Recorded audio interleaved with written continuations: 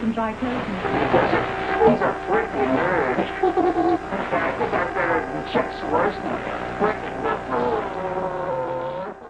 Hello everyone, welcome back to Melody Ever After. My name is Melody, and today we're talking about one of the weirdest, creepiest, and overall most insane incidents of all time. The scratching in the back is my dog furiously digging at his own neck fat with his toe claws. He's never been one for manners. Today we are talking about the 1987 hijack, the Max Headroom incident. On a quiet Sunday afternoon in Chicago, two separate television stations were hijacked by a man in a rubber mask. He interrupted a football recap and a rerun of a Doctor Who episode. He screamed a bunch of nonsense, showed his ass, and got spanked like the little naughty analog demon that he was. That's right, this man hijacked mainstream TV and showed his bare ass, and he has still never been caught to this day. If you're a fan of analog horror, this is the kind of stuff that these thematic new horror clips and videos and theories are all made of. In the 1980s, it was a lot easier to hack television stations, but hacking mainstream TV was still pretty crazy. This was no simple radio pirate prank. This was very technological. A surgically executed signal intrusion that humiliated two major networks and violated FCC law. So what's crazy about this is you'd think that if somebody was going to hijack major television stations, they would have some kind of political message that they wanted to get out, but the crazy thing about the Max Headroom incident is that there seemed to be no logic behind it whatsoever. Now, if you're in your 20s or younger, you probably didn't know who Max Headroom is and you've only seen weird clips of this character. Before we get into the actual hack, let's get into a little bit about who this person was impersonating. Max Headroom was a fictional AI character created in 1985 by British creatives George Stone, Annabelle Jankel, and Rocky Morton. This character was portrayed by Matt Frewer, who wore prosthetics and makeup to look like a computer-generated man. Because CGI was expensive, but cocaine was not. Gotta love the 80s. You see, I was just Max Headroom 2.3M.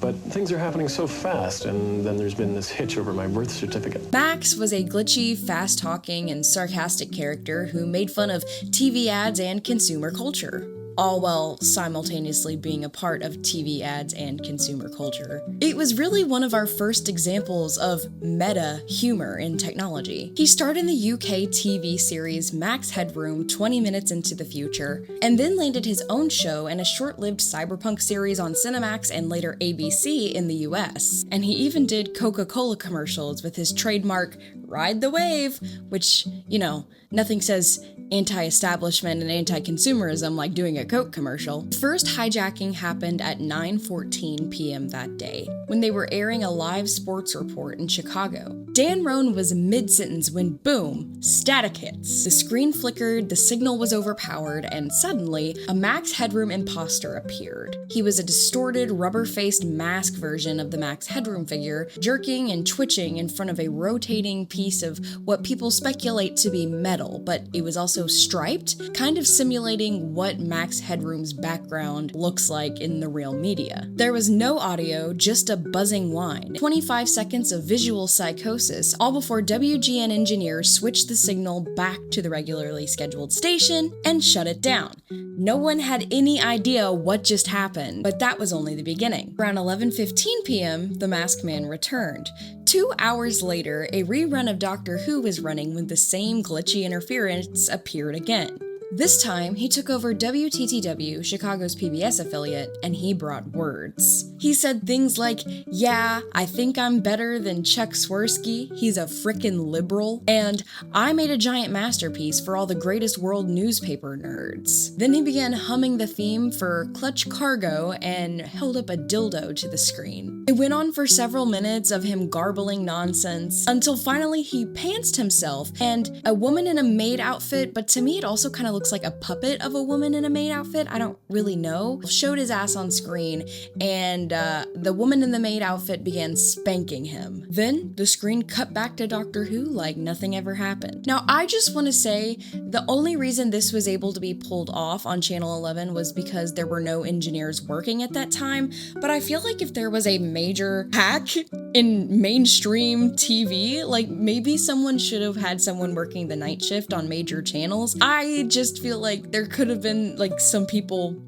on deck waiting to take care of this, especially since there was another hack like a few moments before. This wasn't just a VCR prank. This was signal warfare. So why did this mysterious hacker do it, and who was he? To this day, people don't really know. There was no major political statement in anything that the Max Headroom hijacker had to say. I mean, he does call Chuck Swirsky a frickin' liberal, but other than that, it's kind of vague. What was he trying to prove? What was he trying to say? Did he just have some animosity against him? Was this guy like a major Republican? Nobody really knows what the deal was. But here's where it gets crazy. To hijack WGN and WTTW feeds, the intruder would have needed a power microwave transmitter aimed directly at the station's line-of-sight microwave relay antennas, including one on the Sears Tower. And he would have had to override those signals with perfect timing to avoid detection. Whoever this was, it was clearly someone who intimately knew about broadcast tech, whether it was a professional or just someone with a little bit of a touch of the tism and some special interests. There's been theories that it was an engineer, someone who worked in TV, or maybe just an unhinged nerd with enough radioactive gear to cook a pigeon at 40 yards. The FCC launched a full investigation. They called in federal agents, they offered rewards, and overall they found absolutely nothing. No suspect, no motive, and no confession. And what's crazy about this is that a lot of people theorize that this was done by some kind of maybe college intern or something like that in 1987. So there's a real possibility that the Max Headroom incident hijacker is walking around to this day and nobody knows who he is. I don't know about you guys, but that would be a secret that I could not keep. I would have had to fess up at some point. Theory 1 is that it's someone who worked in the TV industry, maybe even at WGN or WTTW themselves, who had access, knowledge, and a twisted sense of humor. Theory 2 is that it's university pranksters, tech students from the Northwestern University of Chicago who just wanted to pull the ultimate nerdy heist. But the thing that doesn't really add up about this is that there was clearly a theme here. Spanking, humiliation, sexual debauchery, a dildo being put on screen. It feels like there's an overarching message about what this hijack was about, but no one can really put it together, and it just kind of feels like nonsense. Theory 3 was that it's some kind of weird performance artist. Some believe that the entire thing was an anti-television protest, a message about the emptiness of media, consumerism, and conformity, especially on broadcasting channels. And I can kind of get behind this one because out of all of the theories, it's the only one that kind of ties in all of the overarching aspects of what happened. This is also a theory that I can get behind, chaos for chaos' sake. He didn't want fame, he didn't want to put out a message, he wanted to make everyone uncomfortable and get away with it. If that was the goal, he succeeded. It's been roughly 40 years and no one has came forward. No TikTok reveal, no YouTube confession. But one thing's for certain, it definitely was one of the most memorable events in media history of all time. I like to do lots of weird and eclectic videos and bite-sized deep dives on nerdy and kind of scary, spooky topics, so if any of that interests you, maybe check out my channel. It's called Melody Ever After. Be sure to like this video before my signal drops, and if you've made it until this long, maybe you should subscribe because you obviously liked it. I'm just saying. If you have any theories or information about who you think was involved with the Max Headroom hijacking, I would love to hear them. Drop them in a comment below or hit me up on Discord. Until next time.